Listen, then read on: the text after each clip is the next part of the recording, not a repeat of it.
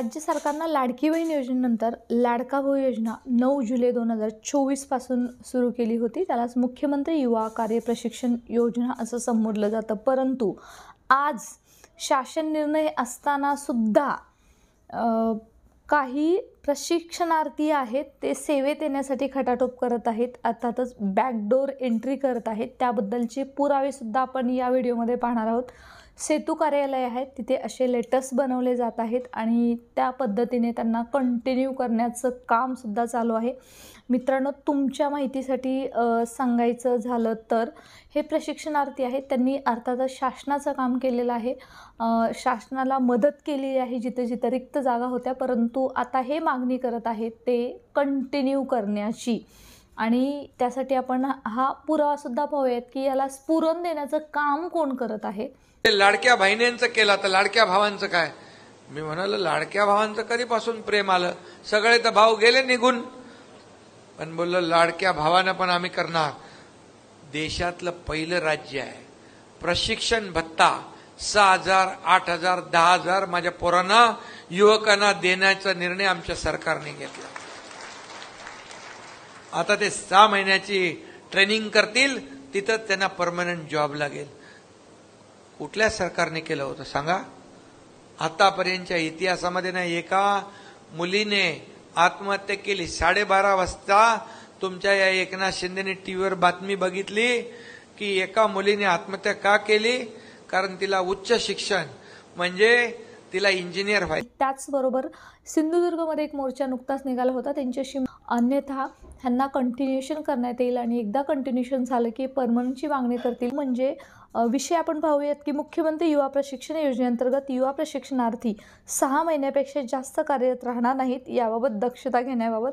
आणि आपण असं पाहतोय की सर्व शासकीय, खाजगी, निमशासकीय आस्थापना, महामंडळे सर्वांनाच हे आदेश देण्यात आलेले आहेत, परंतु या निर्णयाचा पूर्णपणे उल्लंघन करण्याचं काम काही व्यवस्थापनामध्ये होताना दिसतंय। आणि ते आपण पाहूया मित्रांनो।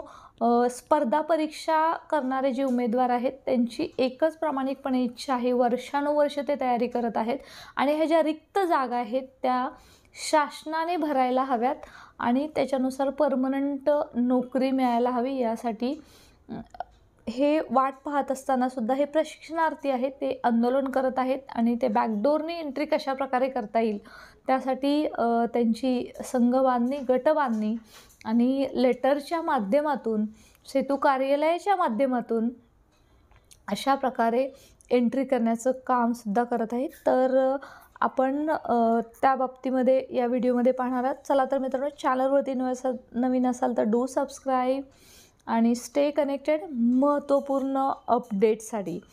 महाराष्ट्र शासन च्या अनुषंगानं हिंगोली, त्याचबरोबर बऱ्याच जिल्ह्यामध्ये सध्या हे पालघर अशा जिल्ह्यामध्ये लेटर काढलेलं आहे जिल्हा स्तरावरती जिल्हाधिकाऱ्यांनी की त्यांना कंटिन्यू नको करण्यात यावं। हे आपण पाहू शकता की हे 2/2/2025ला दिलेलं लेटर आहे, ते म्हणजे माननीय नामदार श्री देवेंद्र फडणवीस साहेब यांना। आणि इथं हे आमदार साहेबांच्या माध्यमातून हे लेटर देण्यात आलेलं आहे।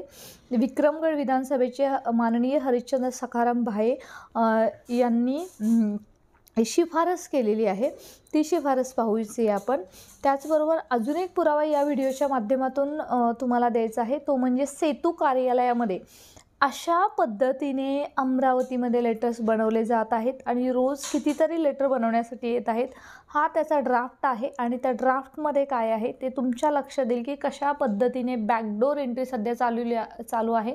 आणि मग जे अभ्यास करत आहेत, वर्षानुवर्ष स्पर्धा परीक्षा देत आहेत, इव्हन शिक्षक भरतीचा सुद्धा सेमच विषय आहे, त्यांनी करायचं काय की त्यांनी फक्त घरी बसून अभ्यास सोडून द्यायचं आणि बी प्लॅनवरती काम करायचं का, असे बरेच प्रश्न त्यांच्या मनामध्ये निर्माण होत असतात।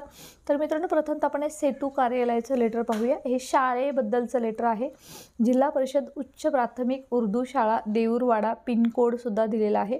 आणि त्याच्यामध्ये आपण पाहूया की प्रति आहे जिल्हा कौशल विकास, रोजगार व उद्योजकता विभाग, जिल्हा अमरावती। विषय आहे CMYKPY च्या प्रशिक्षणार्थींचा कार्यकाल वाढवून पुन्हा नियुक्ती देण्याबाबत। महोदय, उपरोक्त विषयान्वये आपणास विनंती करण्यात येते की CMYKPYच्या प्रशिक्षण योजनेअंतर्गत आपल्याकडून आमच्या आस्थापनेमध्ये यात नाव लिहिण्यात आलं त्या व्यक्तीचं आणि त्याच्यामध्ये नोंदणी क्रमांकसुद्धा आहे, कारण हे ऑनलाईन यांची नोंदणी झालेली आहे. हिला प्रशिक्षणार्थी म्हणून 6 महिन्याकरता नियुक्ती देण्यात आली होती, परंतु त्या प्रशिक्षणाचा कार्यकाळ संपुष्टात येत आहे. सदर आस्थापनेत असताना दिलेली कामे तो व्यवस्थितरित्या पार पाडत असे निर्देशात आले आहे व त्याची वर्तणूकसुद्धा नम्रतापूर्वक होती. तरी CMYKPYच्या GRमध्ये, म्हणजे अर्थातच हे मुख्यमंत्री युवा प्रशिक्षण योजनेसंदर्भातचा GR आहे, नमूद असलेल्या मुद्दा क्रमांक 4-5 व कौशल विकास विभागाच्या उपयुक्त यांच्या म्हणण्यानुसार आमच्या आस्थापनेत मनुष्यबळाची आवश्यकतेचा विचार करता सदर प्रशिक्षणार्थीचा कार्यकाळ वाढवून पुन्हा नियुक्ती देऊन रुजू आदेश वाढवून मंजूर करण्यात यावा ही विनंती करता आपला माहिती सविनय सादर. आणि इथं त्यांच्याबद्दलचे डिटेल्स आहेत आणि हे सहपत्र जोडवण्यात आलेलं आहे ते 9 जुलै 2024चं. मित्रांनो, अशा प्रकारे बॅकडोर एंट्री कशी करता येईल किंवा आस्थापनेमध्ये सध्या आपण पाहतोय की कोणतीही भरती असो, सर्व सेवा असो, MPSC UPSC असो किंवा शिक्षक भरती असो, तलाठी असो, पोलीस भरती असो, याला काही ना काही कारणामुळे सध्या SC-BC आरक्षण असेल असे नवीन नवीन मुद्दे निघत आहेत, त्यामुळे उशीर होत आहे. आस्थापनामध्ये जागा रिक्त आहेत आणि जे मुख्यमंत्री युवा प्रशिक्षण योजनेचा जो GR आहे त्याच्यामध्ये मुद्दे आहेत 4.5. त्याच्यामध्ये सुद्धा असं आहे की सध्या जर जागा रिक्त आहेत आणि काम थांबू नये म्हणून यांना नियुक्ती देण्यात यावी याचाच आधार हे घेत आहेत. आणि अशा प्रकारे रोजचे कितीतरी लेटर्स हेतू कार्यालयातून टाईप करून आस्थापनेकडे पाठवले जात आहेत. आता याच्याकडे सर्वांनी गांभीर्यानं पाहण्याची गरज आलेली आहे. आपण चॅनलवरती बरेच असे व्हिडिओज पाहिलेले सुद्धा असतील, शॉर्ट्स पाहिलेले असतील, त्याच्यामध्ये हे प्रशिक्षणार्थी आहे ते मागणी करत होते की आम्हाला कंटिन्यू करण्यात यावं. यासाठी आंदोलनं आजपर्यंत 4 जिल्ह्यामध्ये झालेली आहेत आणि येत्या काळामध्ये सुद्धा होण्याची दाट शक्यता आहे, कारण त्याचं ते पूर्णतः नियोजन करत आहेत. त्याचबरोबर आपण याला आमदार किंवा खासदार कसे पाठिंबा देत आहेत ते सुद्धा आपण पाहूयात. आता बघा, हे लेटर लिहिलं आहे माननीय नामदार श्री देवेंद्रजी फडणवीस साहेब, मुख्यमंत्री महाराष्ट्र राज्य. आणि विषय आहे पालघर जिल्ह्यातील विक्रमगड तालुक्यातील मुख्यमंत्री युवा प्रशिक्षण योजनेअंतर्गत निवड झालेल्या प्रशिक्षणार्थींना 6 महिन्याचा कालावधी पूर्ण झाल्यानंतर त्याच ठिकाणी कालावधी वाढवून रुजू देणे करण्याबाबत. आणि याच्यामध्ये हे तुम्ही एकदा पूर्ण वाचून घ्या, त्याच्यामध्ये पूर्णतः माहिती दिलेली आहे. त्याच्यानुसार तुमच्या लक्षात येईल की हा विषय काय आहे आणि मागणी कोणती आहे. मित्रांनो, याच्यामध्ये सविस्तर निवेदन शासनाचे परिपत्रकाची प्रत जी 9 जुलै 2024ची आहे.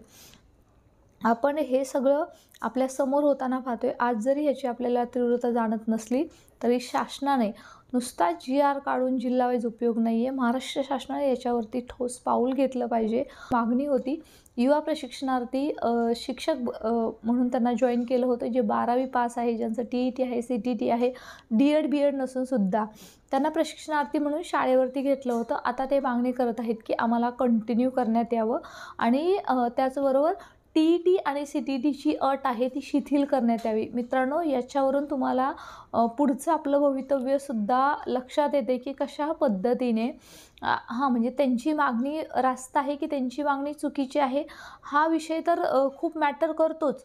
त्याचबरोबर याचा परिणाम किती खोलवर होणार आहे याचासुद्धा प्रत्येकाने विचार करून ही जी योजना आहे त्याच्यावरती माननीय मुख्यमंत्री देवेंद्र फडणवीस साहेबांनी काही ना काही तर निर्णय घ्यावा, याच्यावरतीच आपल्याला काम करायला हवं. हे असतानासुद्धा आपण आता पाहतोय की असेही काही लेटर्स निघालेले आहेत. त्याच्यामध्ये असं आहे की यांनी पूर्णतः क्लिअर केलेलं आहे की म्हणजे इथून पुढे 6 महिन्यानंतर त्यांची ऑनलाईन देयकाची किंवा ऑनलाईन एंट्री करण्यात येऊ नये. बरेच अशा त्यांनी दिलेल्या आहेत, म्हणजे आदेश दिलेले आहेत. तरीसुद्धा व्यवस्थापनामध्ये मनुष्यबळाची गरज आणि कामाचा वाढता ताण या मुद्द्याचा योग्य रीतीने फायदा घेऊन GRमधल्या 9 जुलै 2024च्या GRमधल्या अशा प्रकारे बॅकडोर एंट्री चाललेली आहे. याच्यावरती मी बऱ्याच वेळा यूट्यूब फॅमिलीच्या माध्यमातून आणि जेव्हा मी कोणाला मंत्री महोदयांना भेटतोय तेव्हा हा आवाज उठवत आहे. तुम्हीसुद्धा उठवा, कारण याच्यावरती शासनाने कडक निर्णय घेऊन त्यांना कंटिन्यू कायमस्वरूपी भरती करायलाच हवी, याचं सर्वांनी समर्थन जर आज केलं तरच आपल्या हक्काची नोकरी आपल्याला भेटणार आहे. चला तर मित्रांनो, स्टे कनेक्टेड. या व्हिडिओच्या डिस्क्रिप्शन बॉक्समध्ये टेलिग्राम चॅनलची लिंक आहे, व्हॉट्सअप चॅनलची लिंक आहे, तीसुद्धा जॉईन करा. आणि अशाच महत्त्वपूर्ण अपडेट्ससाठी भेटत राहूया. आणि बदल हा घडायलाच हवा. हक्काच्या नोकरीसाठी लढा चालू आहे, त्याला तुमच्या साथची गरज आहे. तुम्हाला जे काही तुमचं मत असेल ते कमेंट सेक्शनमध्ये नक्की लिहा. Stay connected.